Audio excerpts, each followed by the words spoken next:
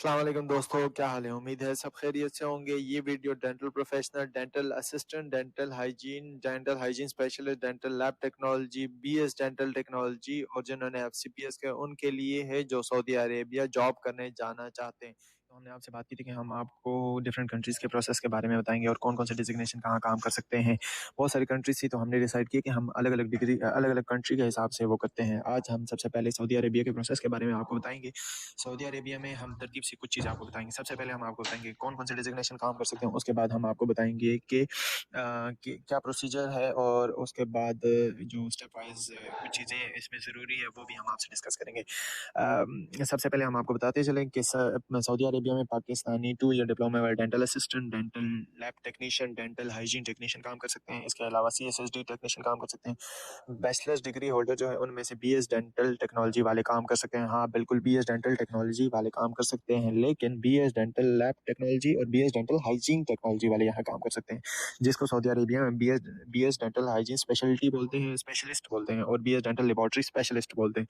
इसके अलावा जिन्होंने बीडीएस किया हुआ है और उसके बाद स्पेशलाइजेशन की हुई है और उसके बाद एफसीपीएस किया हुआ है, तो वो भी यहाँ एज ए रजिस्ट्रार और सीनियर रजिस्ट्रार का काम करने के लिए एलिजिबल है। अच्छा जी, सऊदी के प्रोसेस को हम 2 हिस्सों में डिवाइड करते हैं। नंबर 1 हम पाकिस्तानी लाइसेंस तक का प्रोसेस को करते हैं और उसके बाद फिर हम सऊदी अरेबिया के लाइसेंस तक पहुँचने के लिए आपको बताते हैं और ये सारे स्टेप्स ज़रूरी है। पाकिस्तानी लाइसेंस बनाने के लिए आपको आपके मैट्रिक एफएससी के डॉक्यूमेंट्स आपके बोर्ड्स कॉलेजेस से वेरीफाई होने चाहिए। उसके बाद आपके वो डॉक्यूमेंट्स आईबीसीसी से वेरीफाई होने चाहिए। आपके पास अगर डिप्लोमा है तो कॉलेज और फैकल्टी से वेरीफाई होना चाहिए और आपके पास अगर डिग्री है तो यूनिवर्सिटी कॉलेज और उसके बाद एचएससी से वेरीफाई होना ज़रूरी है। एचएससी से वेरीफाई करने के बाद और कॉलेज से वेरीफाई करने के बाद दोनों जो डिप्लोमा या डिग्री है आपने वो हेल्थ मिनिस्ट्री से वेरीफाई कराना पड़ता है और ये ज़रूरी है। उसके बाद आप मैट्रिक एफएससी सारे डॉक्यूमेंट्स आप अगर डिग्री है या डिप्लोमा है आप वो हेल्थ मिनिस्ट्री से वेरीफाई करते हैं। उसके बाद क्या करना होता है, उसके बाद आपने लाइट हेल्थ प्रोफेशनल काउंसिल से इसका लाइसेंस बनाना होता है और उसके लिए आपके पास पासपोर्ट का होना ज़रूरी है। पासपोर्ट और ये आपने बाहर के लिए और उनको बताना होता है कि आपने कौन सी कंट्री जाना है। तो वो आपका लाइसेंस जब बन जाए तो आपका प्रोसेस आगे बढ़ता है। फिर आपका स्टार्ट होता है बाहर के लिए प्रोसीजर। सबसे पहले आपने डेटा फ्लो करना होता है। डेटा फ्लो क्या होता है? वो डेटा फ्लो एक वेरिफिकेशन प्रोसेस होता है कि आपके डॉक्यूमेंट्स ठीक है या नहीं। उसमें आपके लिए आपका पाकिस्तानी लाइसेंस, आपकी डिग्री या डिप्लोमा और पासपोर्ट चाहिए होता है।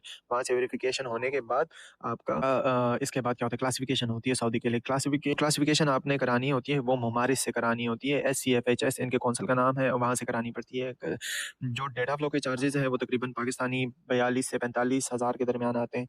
ये डिप्लोमे के मैं बता रहा हूँ और इसी तरह लगभग डिग्री के भी हैं, वो थोड़े ज़्यादा है, ठीक है। और जो क्लासिफिकेशन है वो आपके 200 रियाल लगते हैं और उसके बाद जब क्लासिफिकेशन हो जाए आपको एलिजिबिलिटी नंबर मिल जाए। एलिजिबिलिटी नंबर मिलने के बाद आप टेस्ट के लिए एलिजिबल होते हैं। डिप्लोमे के टेस्ट तकरीबन $280 होते हैं वो डिप्लोमे के लिए और वो तकरीबन अच्छा एग्जैक्ट प्राइसेस मैं आपको ना कंफर्म करवा के फिर मैं स्टार्टिंग में ये सारी चीज़ें डिटेल में नोट्स बना के आपके साथ शेयर कर दूंगा। अभी मैं सिर्फ ओवरऑल ओवरव्यू दे रहा हूँ आप तो टेस्ट देने के बाद आपको लाइसेंस मिलता है। लाइसेंस मिल जाए तो तब फिर आप सऊदी में जॉब करने के लिए एलिजिबल होते हैं। अच्छा, मैं कुछ आप लोगों को सजेशंस है। नंबर 1 आप कहीं भी किसी भी जगह पे किसी के हाथों ये प्रोसेस ना करवाएं, खुद प्रोसेस करें। ये बिल्कुल आसान है। आप बिल्कुल इसमें हम कोशिश करेंगे इस सारे प्रोसेस के एक और जो इसके डिजिटल प्रोसेसेस है या जो डाटा फ्लो करना है या आपने क्लासिफिकेशन करनी है। क्लासिफिकेशन फिर भी थोड़ा सा ये है कि आपको हेल्प की ज़रूरत थोड़ी सी कुछ कॉलेजेस के लिए ज़रूरत होती है वरना उसमें भी नहीं होती और फिर आप प्रोमेट्रिक टेस्ट के लिए वो अपॉइंटमेंट लेना, ये सारी चीज़। फ़र्ज़ करें अगर आपको किसी भी चीज़ में आपको लगता है कि आपने को किसी कंसल्टेंट से करवाना चाहिए, तो अगर आपने बहुत भी ज़्यादा पैसे देने हैं तो 200 रियाल मतलब 15,000 से ज़्यादा आप किसी भी कंसल्टेंट को ना दें, क्योंकि ये सिर्फ़ उनके सर्विसेज़ चार्जेज़ है और ये काम अगर आप उनको आता हो तो उनके 15-20 मिनट से ज़्यादा का काम नहीं है अगर आपके सारे डॉक्यूमेंट्स ठीक है, वैलिड है और पूरे हैं। दूसरी चीज़, अगर आप जब लाइसेंस ले लें तो कभी भी आप आज़ाद वीज़े पे सऊदी अरेबिया ना आएँ, क्योंकि यहाँ बहुत सैचुरेशन है। यहाँ जितने भी जॉब्स हैं वो एजेंट्स के थ्रू मिलते हैं। आपको डायरेक्टली कोई भी एज़ ए कैंडिडेट नहीं रखता, क्योंकि एक तो लैंग्वेज का मसला है, यहाँ बहुत ज़्यादा अरबी स्पोकन है। हमारे प्रोफेशन में ये है कि इंग्लिश बोली जाती है, लेकिन जो आपके क्लिनिक्स हैं, बड़े-बड़े हॉस्पिटल्स हैं, वो कभी भी जॉब्स जो है एज़ ए डायरेक्टली किसी को नहीं प्रोवाइड करता। आपका रेफ़रेंस ना हो, आपका अगर रेफ़रेंस हो तो आपको फिर ज़ाहिर है डायरेक्ट आज़ाद वीज़े पे आने की कोई ज़रूरत नहीं है। अगर आपका रेफ़रेंस नहीं है तो फिर तो बिल्कुल भी ज़रूरत नहीं है, क्योंकि आप यहाँ फिर हमने बहुत सारे लोग देखे हैं 5-5, 6-6 महीने, साल-साल मगर जॉब के आके यहाँ उनको जॉब नहीं मिलती, क्योंकि जॉब जितनी भी आती है वो डायरेक्टली मुल्कों से लोगों को हायर कराते हैं, क्योंकि वो कमीशन वगैरह लोगों को देते हैं। यहाँ कंपनी से भी लेते हैं, आप वहाँ से आते हैं तब भी आपकी कमीशन। मैंने भी जब लाइसेंस लिया था तो 7-8 महीने साल में पाकिस्तान में ही रहा और अप्लाई करता रहा, मुझे जॉब मिल गई। मैं यहाँ, अच्छा उनकी पॉलिसी क्या है, जब आपको वहाँ पाकिस्तान में या इंडिया में या कहीं भी आपको जॉब मिलती है, वो आपको टिकट प्रोवाइड करते हैं, आपका प्रोटेक्टर वगैरह, वीज़ा, ए टू जी सारा खर्चा कंपनी पे होता है। और अगर आप आज़ाद वीज़े पे आते हैं तो आपका कम से कम भी खर्चा है तो 10-12 लाख रुपए आता है। और अगर आप कंपनी के थ्रू आते हैं तो आपका ज़्यादा भी खर्चा हो तो एजेंट का आप बहुत भी पैसे दें तो 2-2.5 लाख से ज़्यादा वो नहीं ले सकते हैं आप एज ए प्रोफेशनल अगर आए। इससे ज़्यादा देना भी नहीं चाहिए, और बहुत भी खर्चा हो तो 5 लाख खर्चा होता है, और वो आपकी सैलरी में कवर हो जाता है। अच्छा, इधर dental assistant, dental hygiene technician, dental CSSD technician, इनकी सैलरी है 3000 से लेके 4000 तक वेरिएशन होती है। 5000 भी कहीं कहीं मिलती है, लेकिन वहाँ और मसाइल होते हैं। अगर आप कंपनी के थ्रू आते हैं तो यही सैलरी है। लेबॉर्ट्री टेक्नीशियन और लेबॉर्ट्री टेक्नोलॉजिस्ट की जो सैलरी है वो 3500 से लेके 5000 5500 तक भी है। इसी तरह जो रजिस्ट्रार है BDA FCPS, उनकी उनकी तकरीबन 10,000 से लेके 15,000 तक है। तो ये सैलरी है। आपको मैंने जो सजेशन दी, कभी भी आप आज़ाद वीज़े पे ना आए, प्रोसेस कोशिश करें खुद करें।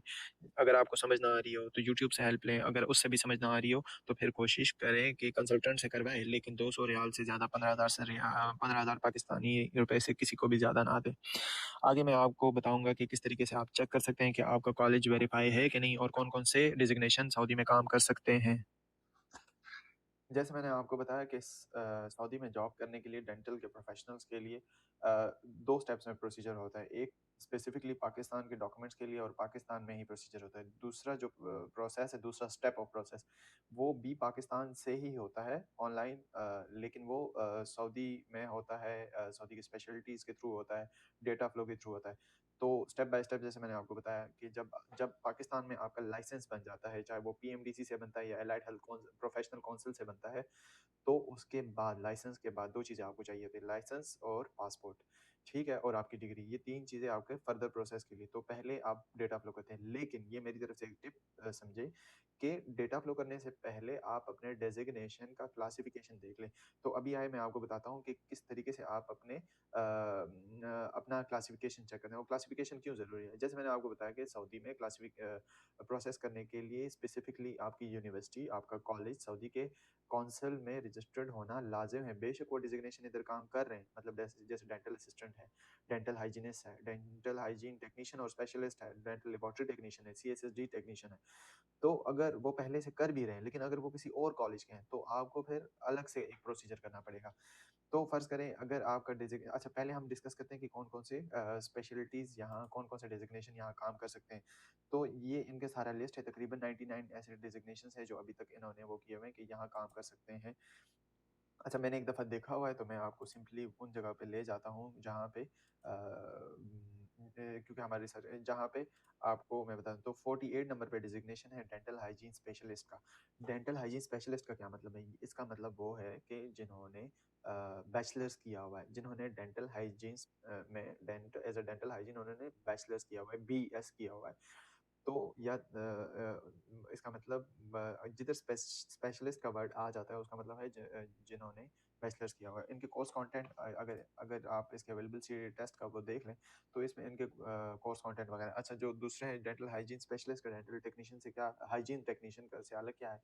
तो इन दोनों में एक तो स्पेसिफिकली अगर आप एग्जाम देंगे और एक उस एग्जाम में आपके पासिंग मार्क्स हाइजीन टेक्नीशियन में 55% है, जो डेंटल हाइजीन स्पेशलिस्ट है उसमें ये जो क्राइटेरिया है ये थोड़ा-सा अलग है, वो 60% है। फिर आ जाता है डेंटल लैबोरेटरी स्पेशलिस्ट। ये वो कैटेगरी है जो लोग बोलते हैं कि बीएस अ, बीएस डेंटल सऊदी में नहीं चलता, तो बीएस डेंटल सऊदी में बिल्कुल चलता है, लेकिन बीएस डेंटल लैबोरेटरी टेक्नोलॉजी और बीएस डेंटल हाइजीन टेक्नोलॉजी, ये 2 ऐसे डिज़िग्नेशन हैं जो पूरी दुनिया में भी चलते हैं और सऊदी में भी चलते हैं। तो ये डेंटल लैबोरेटरी स्पेशलिस्ट क्या है, इस इनका भी सेम उसी तरह है जिन्होंने बैचलर्स किया हुआ है डेंटल लैबोरेटरी टेक्नोलॉजी में। इसमें भी आगे मैं फर्दर दिखाऊँगा कि किस तरीके से आप चेक कर सकते हैं कि आपका कॉलेज रजिस्टर्ड है कि नहीं है। अच्छा, इसके अलावा है डेंटल लैबोरेटरी टेक्नोलॉजी, वो भी मैं आपको दिखा देता हूँ। ये डेंटल लैबोरेटरी टेक्नीशियन, ऊपर हमने देखा कि डेंटल लैबोरेटरी स्पेशलिस्ट है और इधर नीचे हमने देखा कि डेंटल लैबोरेटरी टेक्नीशियन है। इन दोनों में क्या फ़र्क है? दोनों में ये फ़र्क है कि एक ने बैचलर्स किया हुआ है और दूसरे ने टेक्नीशियन का डिप्लोमा लिया हुआ है। अब इसमें एक टेक्निकल एक और बात है, वो ये है कि किसी ने अगर 3 ईयर जो शुरू में 3 ईयर के बैचलर्स किया हुआ है तो वो भी एलिजिबल है, लेकिन उनका कॉलेज यहाँ रजिस्टर्ड होना चाहिए। और जिन्होंने 2 ईयर डिप्लोमा किया हुआ है तो वो भी रजिस्टर्ड है। अच्छा, इसका ये मतलब बिल्कुल नहीं है, मैं बार-बार रिपीट कर रहा हूँ कि इसका बिल्कुल भी ये मतलब नहीं है कि किसी ने अगर सिर्फ 2 ईयर डिप्लोमा पाकिस्तान से किया हुआ है तो वो एलिजिबल हो जाएगा। अभी फ़िलहाल इसका मतलब ये है कि उनके उनके स्पेसिफिक डेज़िग्नेशन रजिस्टर्ड है, वो काम कर सकते हैं, लेकिन उनका कॉलेज लाज़िम होना यहाँ रजिस्टर्ड होना चाहिए। फिर इसके बाद है टीए, मैं वो भी आपको बता दूँ, डेंटल असिस्टेंट का डेज़िग्नेशन है इधर, डेंटल असिस्टेंट 69 पे, ठीक है? तो 69 पे है डेंटल असिस्टेंट का। अब डेंटल असिस्टेंट में क्या है, पाकिस्तान में डिफरेंट डिप्लोमास है। अच्छा, 1 ईयर डिप्लोमा यहाँ एलिजिबल नहीं है, जिनके पास डेंटल असिस्टेंट का 2 ईयर डिप्लोमा है, जिसमें बहुत मशहूर है ये टीटीबी का डिप्लोमा, वो इसी कैटेगरी में आता है। इसके अलावा 72 पे हम जाएँगे, वहाँ है डेंटल हाइजीन का डिप्लोमा, डेंटल हाइजीन टेक्नीशियन का डिप्लोमा, ठीक हो गया? अब ये है जो पैरेलल, डेंटिस्ट के पैरेलल काम करने वाले लोग हैं, उनके हैं। फिर हम डेंटिस्ट्री पे आ जाते हैं, यहाँ भी इसके अलावा सीएसएसडी टेक्नीशियन यहाँ काम कर सकते हैं, जिनके पास 2 ईयर डिप्लोमा है, वो बिल्कुल इधर काम कर सकते हैं। अब आ जाते हैं हम जो स्पेशलाइज़ हैं, जिन्होंने यहाँ रजिस्ट्रार और सीनियर रजिस्ट्रार के तौर पे काम कर सकते हैं। तो उनमें हैं जिन्होंने बीडीएस किया हुआ है और उसके बाद एफसीपीएस किया हुआ है, तो वो डिग्री यहाँ एलिजिबल है। उसमें रिस्टोरेटिव डेंटिस्ट्री है, इम्प्लांट डेंटिस्ट्री है, प्रोस्थोडोंटिक्स है, पीडियाट्रिक है। इसकी तरफ आते हैं ऑर्थोडोंटिक्स, ओरल सर्जरी और नेक्स्ट पेज पे है एंडोडोंटिक्स। अच्छा, जो जो मैंने पहले आपको बताया कि laboratory technician, dental laboratory specialist, dental hygiene specialist और इसके अलावा जो डेंटल हाइजीन टेक्नीशियन है वो भी मैंने आपको बताया। तो एक टोटल यहाँ डेंटल के एक एफसीपीएस और जो 5 और 1 2 3 4 5 और डेजिग्नेशन है, dental hygiene technician, dental assistant, dental laboratory technician, dental hygiene specialist और डेंटल लेबोरेटरी स्पेशलिस्ट। अब जिनके पास डेंटल लेबोरेटरी टेक्नोलॉजिस्ट का की डिग्री है, वो यहाँ अपने कॉलेज को रजिस्टर्ड कर सकते हैं। तो अभी आपको मैं तरीका बताऊँगा कि आप किस तरीके से अपने कॉलेज को चेक कर सकते हैं, अपने यूनिवर्सिटी को चेक कर सकते हैं कि क्या आपकी यूनिवर्सिटी या आपका college Saudi health licensing exam के लिए एलिजिबल है कि नहीं है, सऊदी काउंसिल में आपका कॉलेज रजिस्टर्ड है कि नहीं है।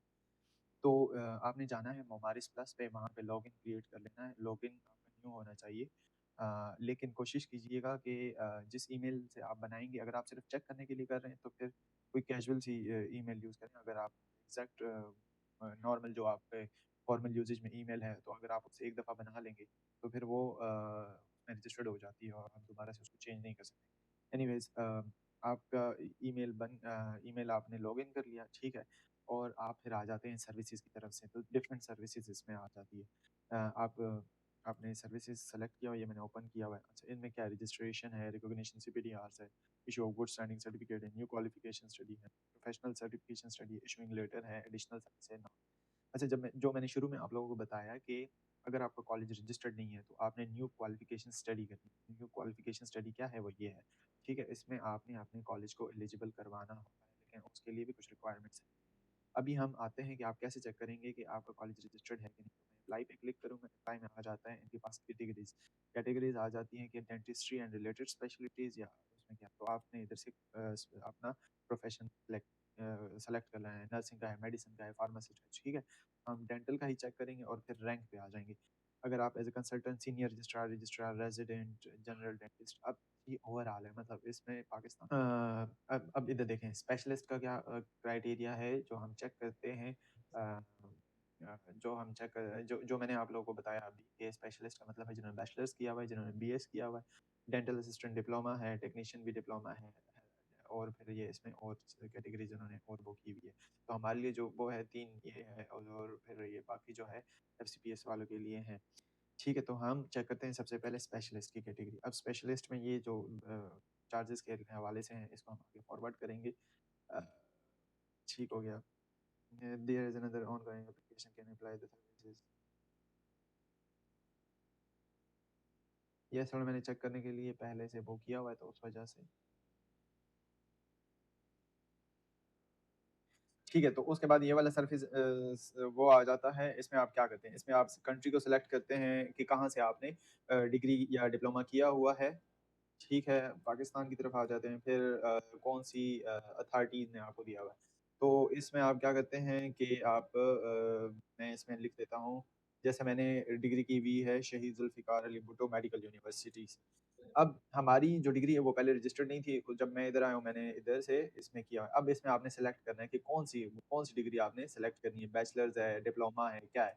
तो मैंने बैचलर्स का चेक करना है, इसमें मैं आप देखो अब इधर आ गया है कि कौन-कौन सी डिग्री यहाँ रजिस्टर्ड है, तो शहीद जुल्फ़िकार अली भुट्टो मेडिकल यूनिवर्सिटी की पोस्ट आरएन की डिग्री बैचलर्स के वो इधर एलिजिबल है। सर्जरी है, एनेस्थीसिया टेक्नोलॉजी है, bachelor of science and nursing है, रेडियोलॉजी टेक्नोलॉजी। अब इधर देखिए BS allied health sciences dental technology. अब ये जो डेंटल टेक्नोलॉजी है ना, इसका मतलब हमारे जो नॉर्मल उसमें नहीं है, क्योंकि जो डेंटल टेक्नोलॉजी है जो मैंने रजिस्टर्ड की है वो उसका वो डेंटल लैब टेक्नोलॉजी मैंने ऐड की हुई है। अब अगर आप इसके डिटेल्स में जाएंगे, इसके मैं आपको और बाकी डिटेल्स बता दूंगा कि इसके कोर्स करिकुलम जो हमने इसका दिया हुआ है तो वो क्या है। तो अगर हम इसको सेलेक्ट करेंगे और फिर वो आगे का प्रोसेस है कि आप किस तरह से करते हैं। फर्स्ट करें, मैं इसमें के का सर्च करता हूँ, तो मैं करता हूँ KHY खैबर मेडिकल। अच्छा, खैबर मेडिकल यूनिवर्सिटी आ रही, खैबर मेडिकल फैकल्टी आ रही है, तो मैं खैबर मेडिकल यूनिवर्सिटी में बैचलर्स का ही सर्च करता हूँ, ठीक हो गया। और अब मैं क्वालिफिकेशन, तो अगर बैचलर्स का हम देखें खैबर, इधर आ रहा है बैचलर ऑफ डेंटल सर्जरी। अब बैचलर्स ऑफ डेंटल सर्जरी कौन सी है? BDS। BDS किसी ने रजिस्टर्ड कराया हुआ है, लेकिन क्योंकि इधर एलिजिबल नहीं है तो कोई फायदा नहीं। अच्छा, कभी कभार हम क्या करते हैं कि हम अपने कॉलेजेस को रजिस्टर्ड तो यहाँ करा देते हैं, लेकिन वो जो डिजिग्नेशन है वो यहाँ एलिजिबल होता ही नहीं है, तो आपको रजिस्टर्ड कराने का फायदा नहीं है। और जो पहले से चेक करने का है वो तरीका भी मैं बता रहा हूँ आपको। अच्छा, यहाँ जितने भी वो है तो इसमें हम देख लेते हैं कि किस तरह है। जो लोग बोलते हैं ना कि BS डेंटल टेक्नोलॉजी यहाँ रजिस्टर्ड नहीं है, BS डेंटल टेक्नोलॉजी है, लेकिन BS dental hygiene technology, BS dental laboratory technology, specific BS dental technology को ओवरऑल दुनिया में जो मतलब लिया जाता है वो है dental lab technology. Dental technology की कोई इस तरह से अलग से कोई दुनिया नहीं है जो हमने बनाई हुई है पाकिस्तान में। ये दे है laboratory technology, radiology, renal, optometry सारे इधर है, लेकिन BS डेंटल, इवन के KMU की डेंटल लेबोरेटरी टेक्नोलॉजी नहीं है, क्योंकि उनको लेबोरेटरी टेक्नोलॉजी की तरफ से कुछ वो दिया ही नहीं गया है। तो ये प्रोसीजर है। फर्स्ट करें, अगर मैं इधर ना वो करूँ, कॉलेज ऑफ मेडिकल टेक्नोलॉजी का मैं वो करता हूँ, इधर college of medical technology Mirpur Kashmir.